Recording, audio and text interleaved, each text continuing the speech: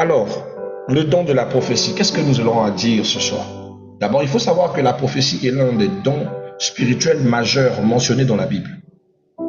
Elle révèle la pensée de Dieu, éclaire son peuple, oriente les décisions selon sa volonté.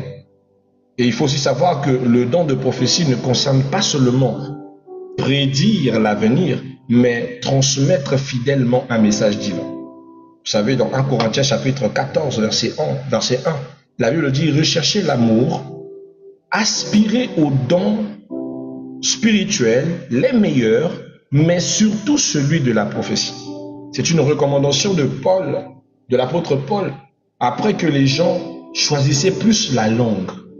Parce qu'aujourd'hui, les gens, depuis le temps de Paul, les gens aimaient le parler en langue. Et quand le parler en langue se déclenchait, tout le monde parlait en langue. Or, bien aimé, le parler en langue n'a pas son importance s'il n'y a pas d'interprète. La Bible dit, quand elle s'élève comme ça, s'il n'y a pas l'interprète, que celui qui exerce ce parler en langue se taise. Parce que c'est au risque de semer la distraction, de perdir les autres qui sont concentrés dans la prière. Et voilà un don qui aussi est en train de disparaître. Nous autres, on grandissait dans les années 80, dans les années 90, on vivait ces choses merveilleuses. On pouvait voir un homme ou une femme parler la langue et voir un interprète traduire le prophétique derrière la langue en question. Entrant dans les années 2007-2010, nous sommes en train de voir cette belle capacité de traduction se perdre. J'avais déjà rencontré, au-delà de ça, quelqu'un qui ne pouvait pas seulement traduire les langues des hommes, mais qui pouvait écouter la langue de la personne. Je m'en souviens, dans les années 90, nous étions à Sainte-Anne, il y avait une femme blanche qui parlait correctement, remplie du Saint-Esprit.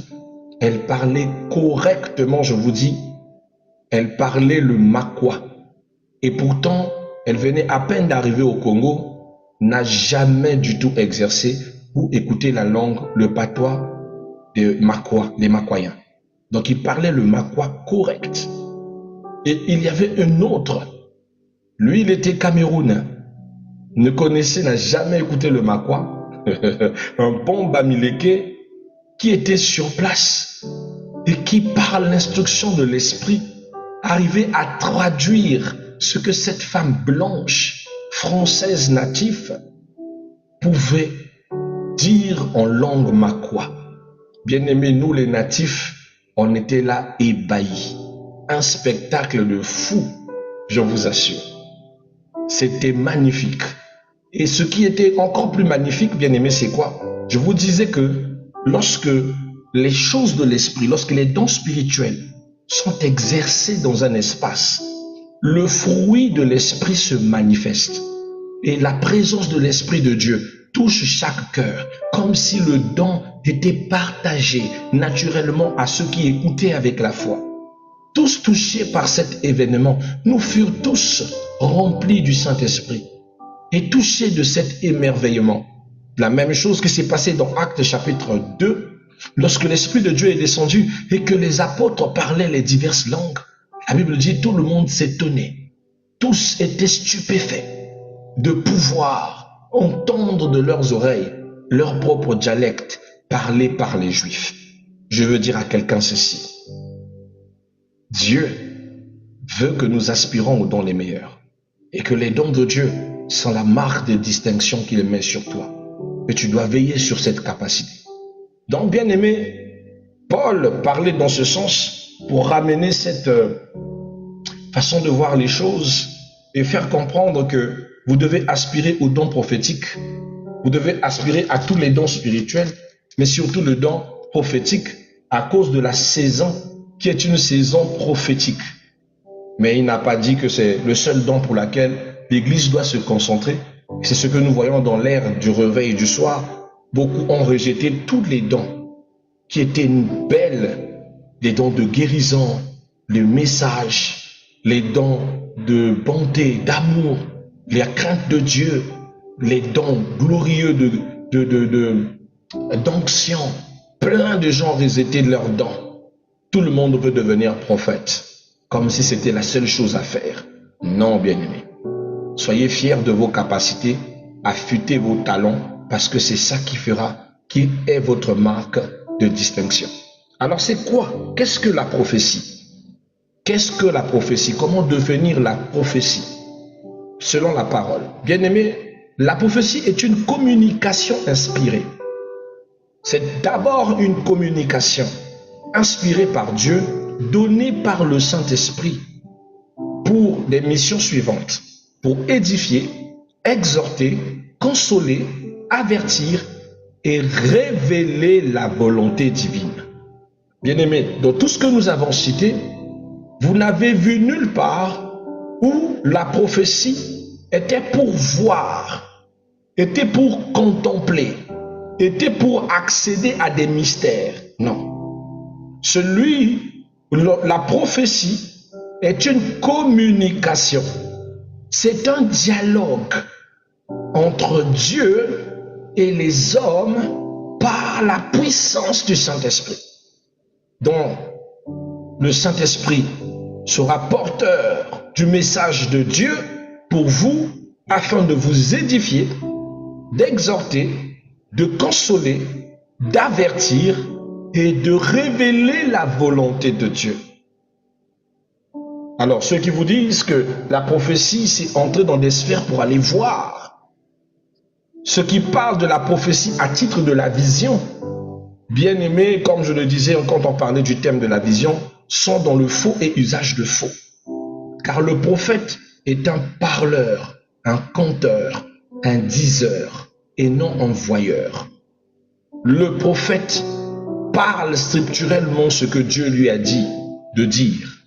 Il ne viendra pas te dire « je vois ». Non, ça ce n'est plus de la prophétie. Ça c'est de la vision ou de la voyance. Mais quand tu es dans la dimension du prophétique, tu es dans l'acte d'édifier, d'exhorter, de consoler, d'avertir et de révéler la volonté de Dieu. Selon la Bible, dans 1 Corinthiens 14, verset 3, la prophétie sert d'abord à l'édification de l'Église, pas la curiosité. Pourquoi je précise pas la curiosité? Parce que actuellement, aujourd'hui, tu entends un prophète te dire « je vais te choquer ». Il va te dire, par curiosité, il se met à pouvoir checker ta vie pour te dire quel est ton numéro de téléphone, ton numéro de compte, la couleur de ton sous-vêtement. Ce n'est pas de la prophétie. Bien aimé, retirez ça de votre vocabulaire. Cette façon de faire n'est pas de la prophétie. Ça s'appelle de la voyance. Ça n'a rien à voir avec la prophétie, car la prophétie, c'est le mode de communication de Dieu par l'intermédiaire du Saint-Esprit. Et ça, c'est une chose que vous devez garder en vous. Alléluia. Alléluia. Donc voilà mes bien-aimés. La deuxième des questions qu'on se posera sous notre enseignement, c'est qu'est-ce qu'un prophète? Nous avons défini la prophétie. Maintenant, permettez-moi de définir un prophète selon la parole. Qu'est-ce qu'un prophète? Un prophète est une personne choisie par Dieu pour être porte-parole divin. Écoute bien. Le prophète est un porte-parole. Aujourd'hui, quand on choisit, perd son âme, Monsieur Ayessa Firmin, qui vient de décéder, le porte-parole du gouvernement, il vient parler de la part du gouvernement, à savoir le président de la République. C'est-à-dire, il ne transmet que ce qu'il a reçu. Il ne vient pas donner ses idées. Il ne vient pas transmettre sa part. Il ne vient pas donner ce qui est cher dans sa chair. Il est un émissaire. Un prophète a vocation d'émissaire. C'est le porte-parole divin. Il vient pour parler de la part de Dieu, pas pour parler de ses émotions, ni de ses étendards. Il vient dire ce que Dieu lui a dit structurellement de dire. Alléluia. C'est le porte-parole de Dieu. En exemple biblique, nous avons dans la Bible tel que Moïse, médiateur et légalisateur. Nous avons Samuel le prophète, qui était prophète et juge. Nous avons Ésaïe, qui était prophète messianique, parce que c'est lui qui a annoncé la venue de Jésus-Christ. Nous avons Jérémie, qui était le prophète des avertissements. Vous devez savoir qu'un prophète n'est pas celui qui parle beaucoup, mais celui que Dieu envoie. Dieu l'envoie, va dire, va ordonner, va les avertir, va les rappeler, va adresser ses paroles de compte. C'est-à-dire, il va, il dit ce que Dieu lui a dit de faire et il part. Il n'avait pas de compte. Vous ne pouvez pas lui poser des questions. On ne peut pas lui poser, mais cher prophète, si on ne fait pas ceci, mais comment on va faire ceci? Comment on va faire cela? Parce que Dieu l'envoyait avec la révélation qui était composée de quoi? De la vision et de la provision.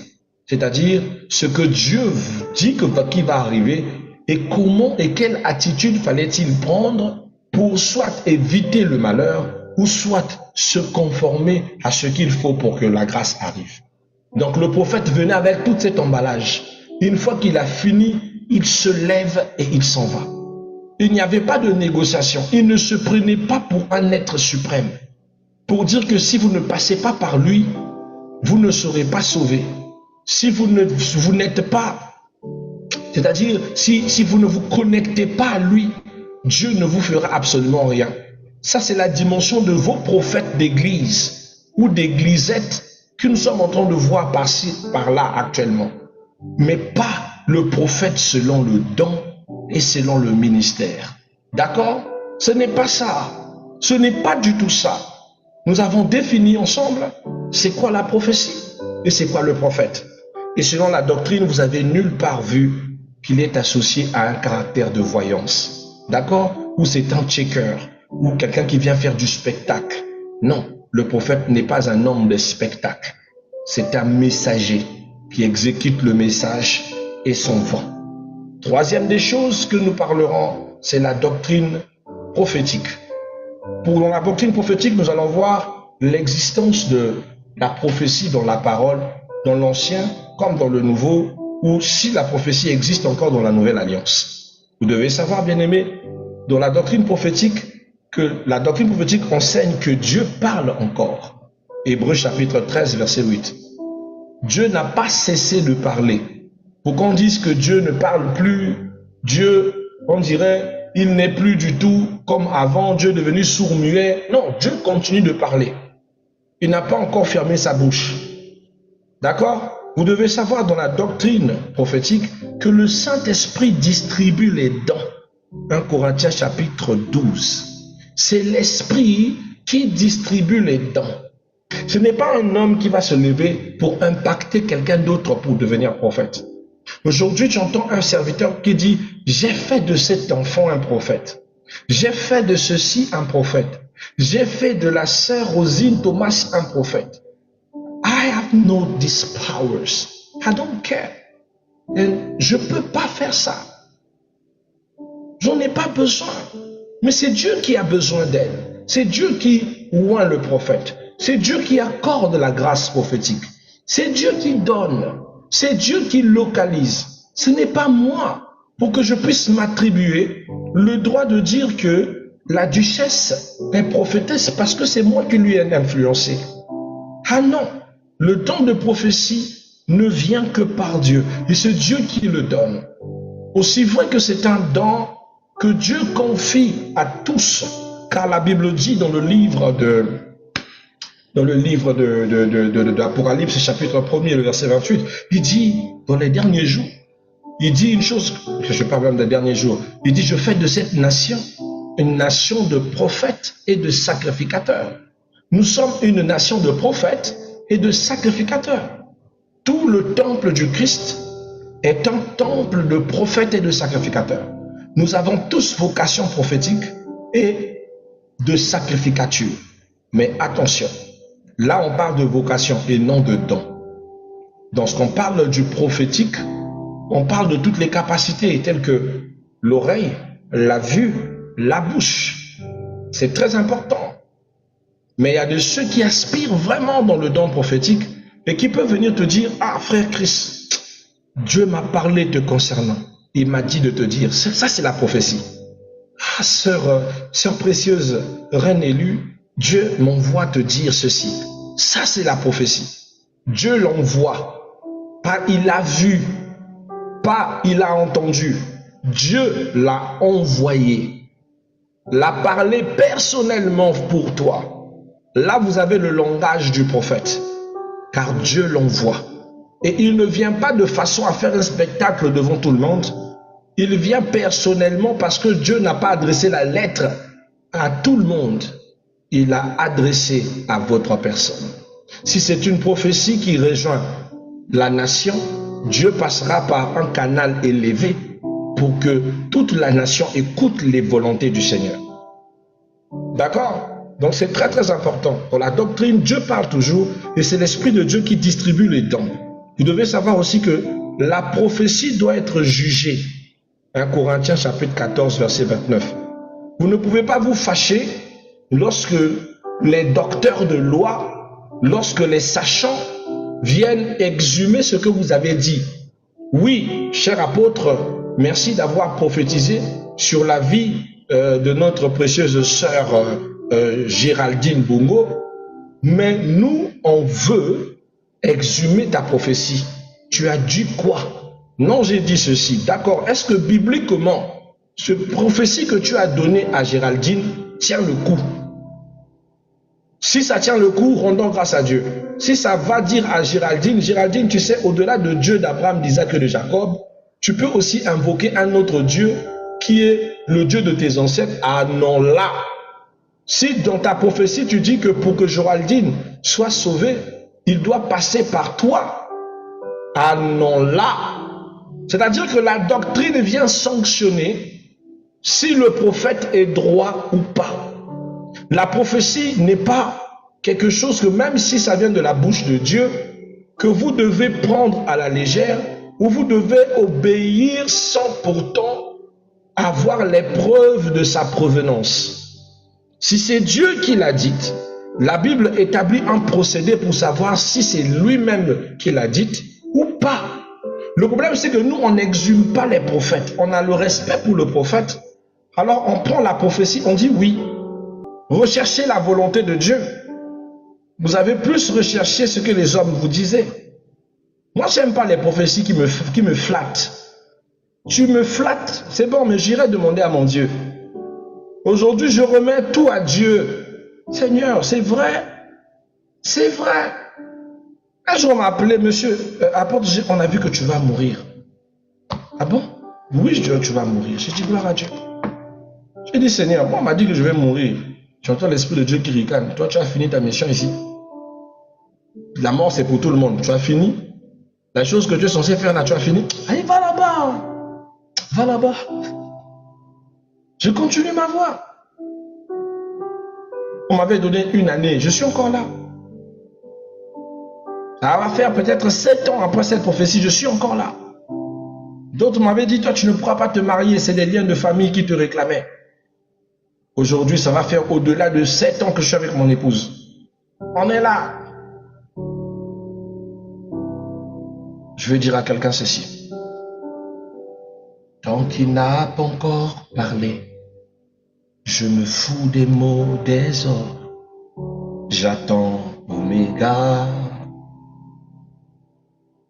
Si lui-même ne me parle pas pour confirmer ce que tu m'as dit, si lui-même ne met pas la conviction dans mon cœur, je ne veux pas. C'est-à-dire que je dis non. Je préfère devenir très hypocrite ou encore, c'est-à-dire, je vais refuser ce que tu me dis tant que lui-même ne. Merci, mais je vais d'abord demander à mon Père. S'il t'a parlé, c'est qu'il va me confirmer. Parce que les gens manipulent les gens. Les fausses prophéties ont détruit des familles, ont détruit des vies, m'ont ruiné, m'ont complètement ruiné. Ça n'a pas détruit ma grâce, mais ça a détruit des carrières. Aujourd'hui, tu viens avec des contrats, tu essaies de cibler des zones. Deux fois, on te dit, ah oui, monsieur, c'est vous qui avez le contrat avec madame un tel. Mais ça avait très mal terminé. On te refuse le contrat. Mais pourtant, la tête que tu vois là, un génie. Juste parce que je n'ai pas écouté le Seigneur, ou je n'ai pas eu le temps de vérifier. Après toi, on te donne une prophétie. Rapidement, tu vas combattre ta petite sœur. Rapide, tu vas te battre avec au nom de la prophétie. Mais ça va pas. On te donne une prophétie, tu ne vérifies même pas. Tu es allé casser ton foyer. Tu fermes les bagages, tu sors à cause d'une prophétie. Mais on peut être immature comme ça. C'est la raison pour laquelle quand quelqu'un me pose la question de savoir, papa, dis-moi, c'est qui? C'est qui? Je vais te mettre dans un programme. Moi, je sais que c'est qui, mais moi, je te mettrai dans un programme pour que Dieu lui-même vienne te dire c'est qui. Quand Dieu va te confirmer, je te dis c'est lui. Puisque Dieu t'a dit, moi maintenant je te confirme, c'est lui. Parce que si Dieu lui-même ne te dit pas, quand ça va péter là, tu vas dire c'est moi qui avais dit. C'est lui qui a dit ça, c'est lui.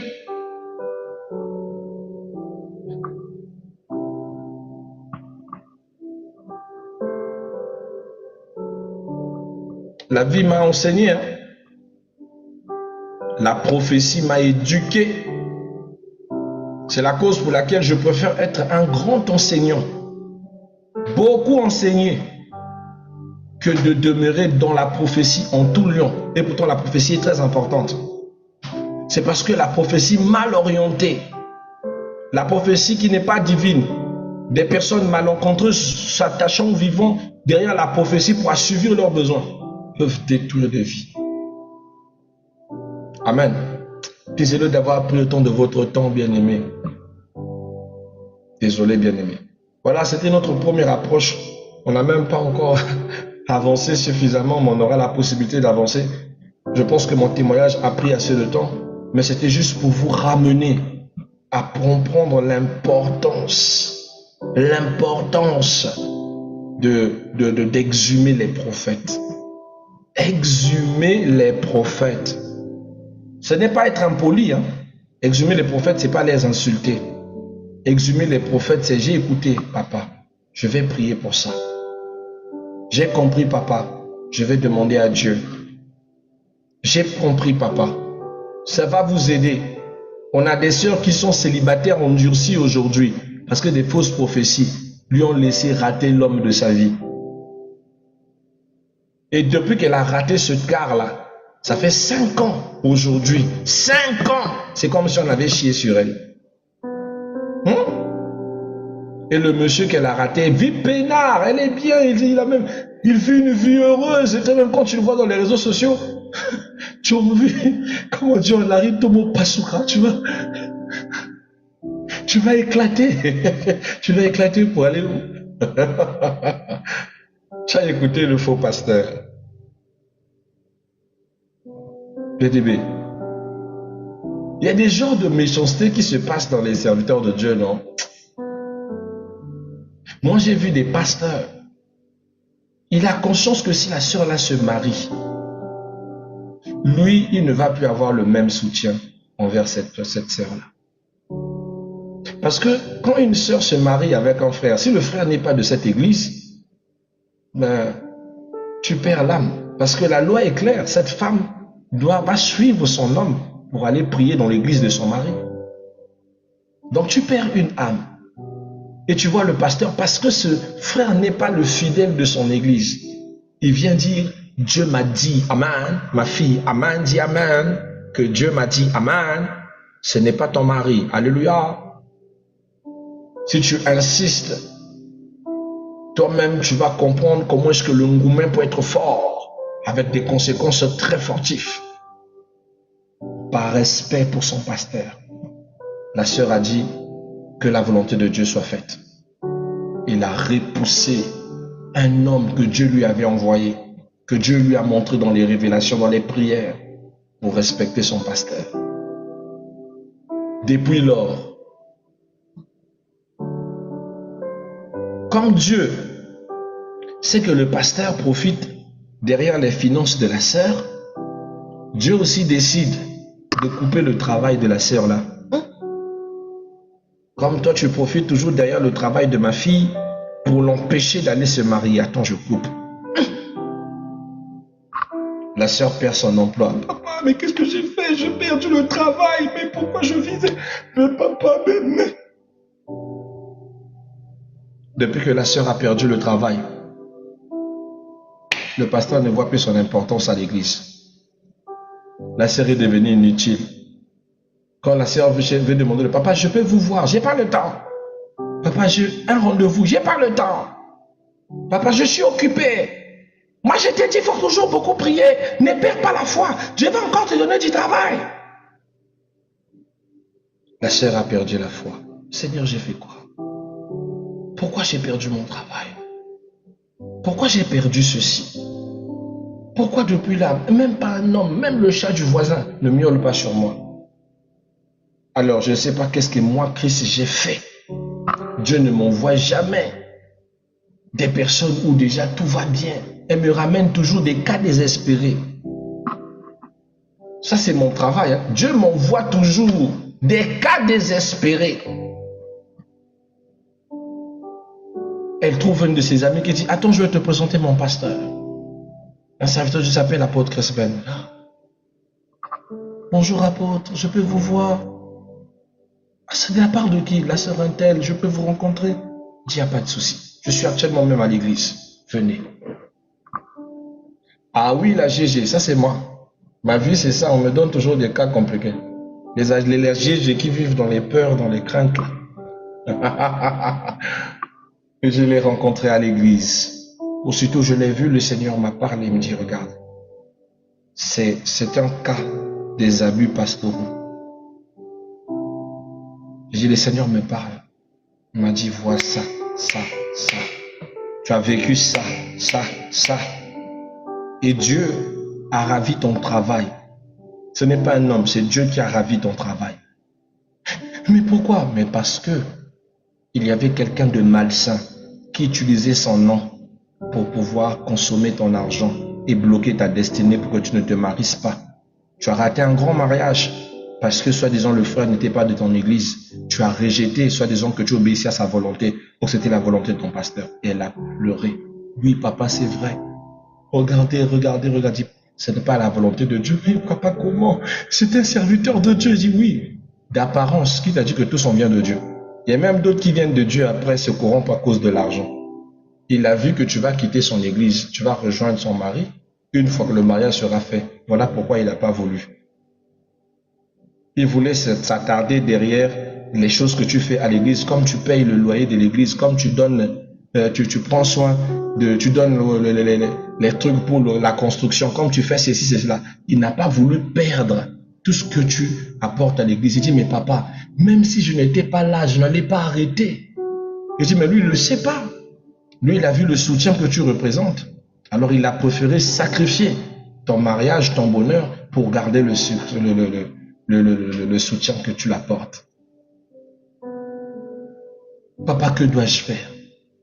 Il dit, je ne sais pas, mais ce que je veux te dire, c'est que tu dois retourner à la volonté de Dieu.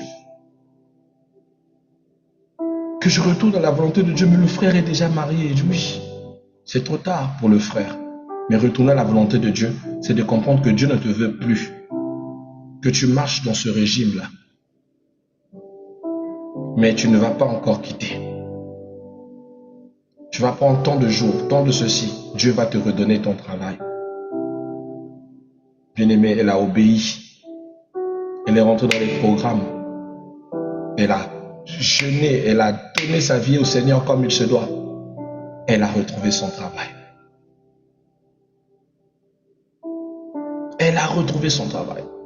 Quand elle retrouve son travail, je suis la première personne qui vient informer. Elle dit, papa, j'ai retrouvé mon travail. Je fais comment? Je dis à mon pasteur. Je dis, là, tu as la carte en main. Ou tu dis à ton pasteur et tu retournes dans ses bêtises, ou tu te libères de cet endroit. Parce que sincèrement, ce n'est pas la maison de Dieu. Le choix le plus difficile. Elle aimait beaucoup ce pasteur. Il vient de très loin. Mais face à la méchanceté, elle a quitté cet endroit. Et lorsqu'elle quitte cet endroit, elle va résider un moment avec moi. Dans les enseignements, elle s'est donnée jusqu'à ce que un de mes frères, un frère qui est en même temps, c'est-à-dire qui est à cheval entre les USA et Brazzaville, il est aussi révérend pasteur, venait pour pouvoir assister au culte de passage à Brazzaville. Il va rencontrer cette sœur et il va tomber amoureux de la sœur. Bref, ils vont se marier. Vous voyez, le problème, ce n'est pas moi comme intermédiaire, c'est voir comment Dieu peut toucher des vies pour les ramener à un certain point et de voir combien certaines personnes savent profiter des malheurs des autres. Demandez toujours à Dieu, est-ce que c'est toi? C'est ce que tu veux? C'est ce que tu attends de moi?